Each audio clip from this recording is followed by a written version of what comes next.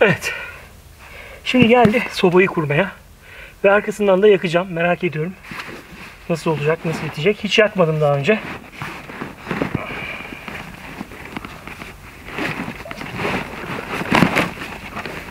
Evet. Artık çantamızı kapatabiliriz.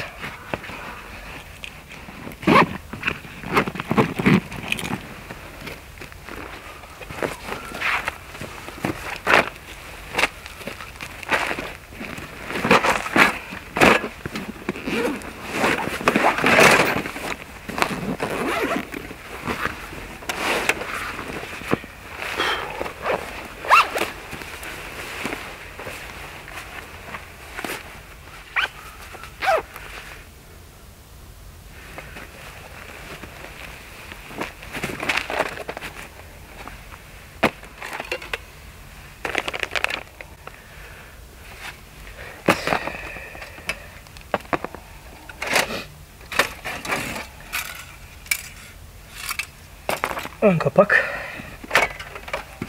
üst, yanlar, arkası, alt hazne. Şimdi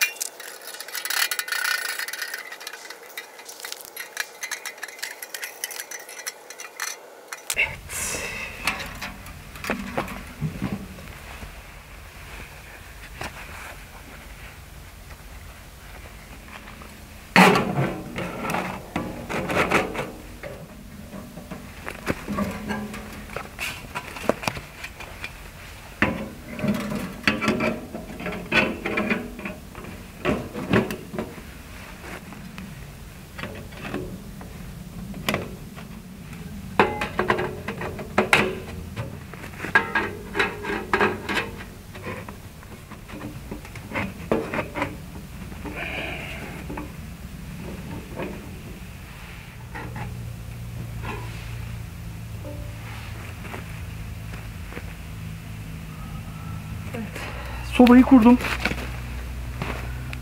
Baca aksamı pek hoşuma gitmedi. Yani bacanın oturduğu yer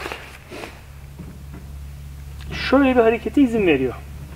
Şimdi böyle bir havada sorun değil. Ama eğer sağlam bir rüzgar çıkarsa muhtemelen başıma iş açacakmış gibi duruyor. Evet, alttan çıkmaz. Çok çok güçlü bir rüzgar olmadıkça, ama devamlı oynaması oturduğu yere zarar verecek muhtemelen. Anlamadım. Bir şey yanlış mı yaptım modundayım. Şunları tersinden geçirmeyi denedim. Olmadı. Aşağıdakine girmiyor. O zaman daha sık olacaktı ama mümkün değil.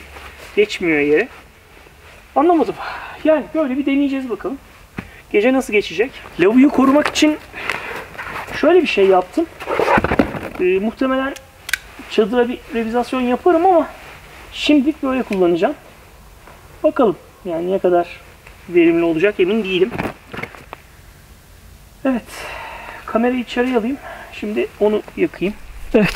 Şimdi geldi odun bulmaya. Mümkün olduğunca kalın odunlar istiyorum. Yani gece boyunca habire besleme yapmak istemiyorum. Yani soba bence öyleyse bir kıymeti var çünkü. Fena değil aslında, kalın odunlar var gibi yerlerde.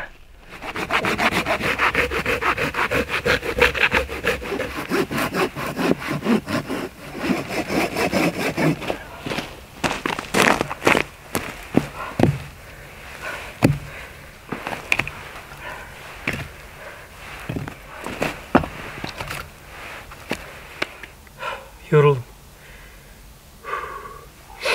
Bakalım bu kadar odun beni ne kadar idare edecek? Daha etrafta var. Ama hani uğraşır mıyım emin değilim. Eğer odun benim düşündüğüm kadar yavaş ve verimli yanmazsa sobanın o kadar bir anlamı yok gibi geliyor. Göreceğiz. Burada bir tavsiye. Ben hep yanımda. Çok ağır değil. Sonuçta tahta çok ağır bir şey değil. Böyle kuru mobilya için mobilyacılıkta kullanılan 2 tane 3 tane çantama atarım. Bir de yine aynı şekilde kullanılan böyle incecik plakalar kesiyorlar mobilyacılar. Rica ettiğiniz zaman veriyorlar. Ücretsiz bile veriyorlar sağ olsunlar.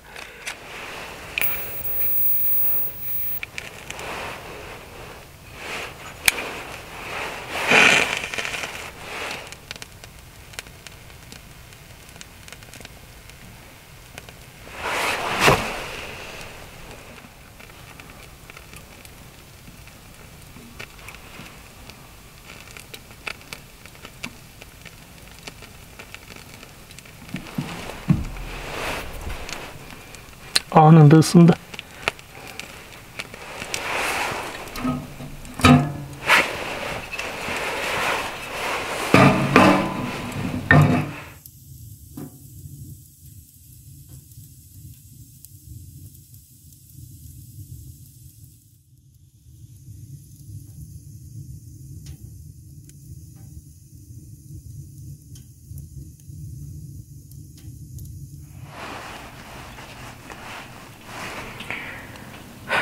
Saat 10.30. Sessizlik harika. Soba iyi iş gördü. Yani kocaman bir kütüğü yaktı. Şimdi kocaman ikinci kütüğü attım. Önce bir sönecek gibi oluyor büyük kütük atınca ama yok, bir şekilde havasını doğru ayarlamışlar. Başarılı havalandırması. Şu an bir sorun yok. Hiç üşümüyorum. Hiç üşümüyorum. Hatta şu an üstündekiler fazla geliyor. Lavuyu yakmadan bu geceyi atlatabilirsek iyi.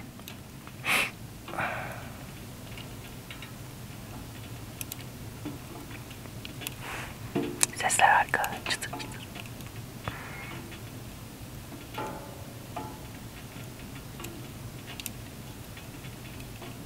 Ormanda neredeyse hiç ses yok. Hiç.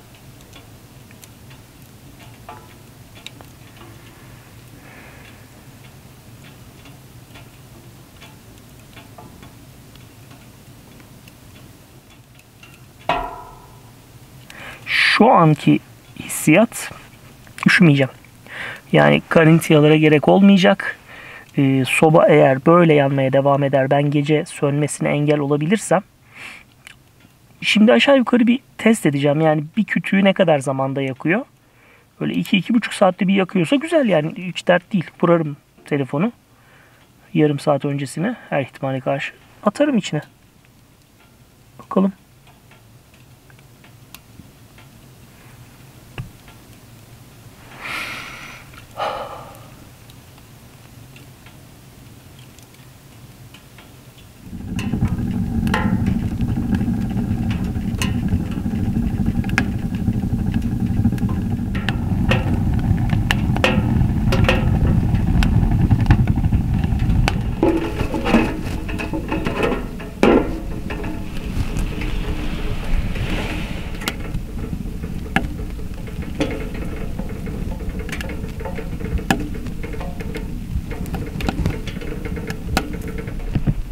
Günaydın. Uyanalı bayağı oldu. Yaklaşık 3,5-4 saattir ayaktayım. Sabaha doğru uyandım. Henüz gün ağarmamıştı. Ama çok ne diyelim, gece zaten belirli bir saatten sonra uyku tulumunu devreye soktum. Çünkü bir şekilde üşüdüm. Yani olmadı. Düşündüğüm gibi olmadı. Ondan sonra gece bunları giydim zaten. Tabi uyku tulumunu çıkarınca onları çıkardım. Yastık oldular bana. Sobamız burada. Tabii ki artık rengi değişti. Şimdi soba. Evet. Artık Kun Smart'la ilgili yorum yapabilirim. Bir gece boyunca onu tecrübe ettim. Durum ne? Bir kere ilk yakarken zorlandım ama bu sobayla alakalı değildi. Benimle alakalıydı. Onu geçtik. Sonrasında önce bir köz oluşabilsin diye olabildiğince küçük dalları, orta kalınlıktaki dalları yaktım.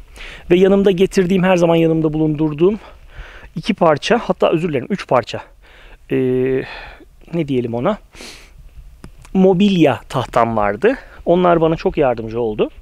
Sonrası zaten çok ince bir soba olduğu için anında ısınıyor arkadaşlar. Hiç sorun yok. Ama dert şu, bir o kadar hızlı da soğuyor doğal olarak. Buna pek söyleyeceğim bir şey yok. Taşınabilir olsun istiyorsanız bunlara katlanırsınız. Tamam, bu da tamam. Ben yakmaz diye düşünüyordum ama zaman geçtikçe, içinde köz oluştuktan sonra neredeyse kapısıyla aynı büyüklükte. Yani hani açtım kapağını, içine ne kadar büyük bir kütük sokabiliyorsam, enine boyuna hiç fark etmez, o kadarını mükemmel şekilde yaktı. Hiç ummazdım ama gerçekten kısıkta da yanıyor, açtığınızda da harıl harıl yanıyor. İnanılmaz güzel. Gerçekten yani o kadar büyük bir kütüğü yakabileceğini bu kadar küçük bir sobanın düşünmezdim. Ama yaktı, hiç sorun yaşatmadı bana. Dediğim gibi gerçekten başarılıydı. Ama eksisi ne? Yatma düzenini gördünüz. O yatma düzeninde sobadan taş çatlasa 50 santim uzaktaydım. Ama buna rağmen soba akkor hale gelecek kadar güçlü yanıyorken bir şekilde o 50 santim uzaklıktayken hangi yanım sobaya dönükse o tarafı çok güzel ısıttı. Ama sırtım üşüdü ya da işte ters döndüysem yüzüm üşüdü. Yani ben hayatımda ilk defa sobayla böyle bir şey yapıyorum. Bir şeyleri yanlış yapmış olabilir miyim? Lavuyu çok kusursuz kurmadım. Hani alttan üstten kaçtı o yüzden mi diyeceğim ama o kadar küçük ve kapalı bir alanı da ısıtmasını beklerdim şahsen. Tamam, hava soğuktu. Gerçekten soğuktu. Gece belirli bir saatten sonra soğudu. Ve ister istemez kar kaplıydı üstü. Bir miktar. Çok değil ama bir miktar. Tamam, bunların hepsi soğuk noktasında açıklanabilir ama içeride de harıl harıl soba yanıyor. Burası da kaç metrekaredir bilmiyorum. 3 metrekarenin üstünde değildir herhalde. Zannetmiyorum. Yani dolayısıyla da bu kadarcık bir alanı toptan ısıtmasını beklerdim ama ısıtmadı. Dediğim gibi ilk kez soba kullanıyorum. Bir şey yanlış yapmış mıyımdır bilmiyorum. Emin değilim. Ama zannetmiyorum ne yanlış yapılabilir ki. Zaten hani daracık bir alanda uyuyorum. Ona olabildiğince yakındım. Güçlü yaktım. Olmadı. Evet. Söyleyeceklerim bu kadar. Yeküne bakıldığında daha korunaklı bir çadır edineceğim ve onun içinde yakacağım. Yani alt tabanı olan, alt taban üst çadırla birleşik olan, hava kaybı olmayacak, derli toplu bir tane çadır satın alacağım. İçinde soba yakılabilen ve bir de orada deneyeceğim. Bakalım çadırla, lavuyla mı alakalıydı? Anlayacağız. Valla o zaman da ısıtmazsa bilemiyorum. Sadece bir tarafımı ısıtmak için soba taşımam. Yani o eziyete katlanmam. Onun haricinde rüzgar olmadığı için şanslıydım ve baca bir şekilde sorunsuzdu. Evet, bacayı söylemeyi unuttum. Bacada bir sorun var. Yani öyle ya da böyle hareket ediyor. Daha stabil olması gerekir. Tehlikeli bir şey çünkü. Ki dediğim gibi gece şu gitmiş. Gerçi ısındıktan sonra onun gitmesi normal. Bacayla alakalı mı bilemiyorum, zannetmiyorum. Ama çok şükür yanmamış bir şeyim. Durum bu. Genel anlamda memnun muyum? Hiç beklemediğim büyüklükteki kütükleri inanılmaz güzel yaktığı için evet, görsellik noktasında mükemmeldi. Gerçekten o küçücük camdan ziyafet çektim. Ama işte külliyen ısınamadım. Yani öyle bir dert var. Şu an dediğim gibi bir deneme daha yaptıktan sonra notumu vereceğim. Şu an nötr diyelim. Kalsın kenarda. Temeldeki işini çünkü başaramadı. Isıtma noktasını başaramadı. Çadırla alakalı olma olasılığından dolayı duruyorum. Bir çadır satın alayım.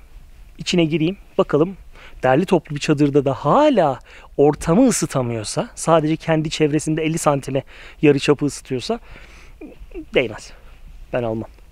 Yani aldım. Durur artık, tamam da yani bilseydim almazdım demeye çalışıyorum. Ha öyle değil, çadırla alakalıysa tamam, sorun yok, harika bir ekipmanım oldu, güle güle kullanayım.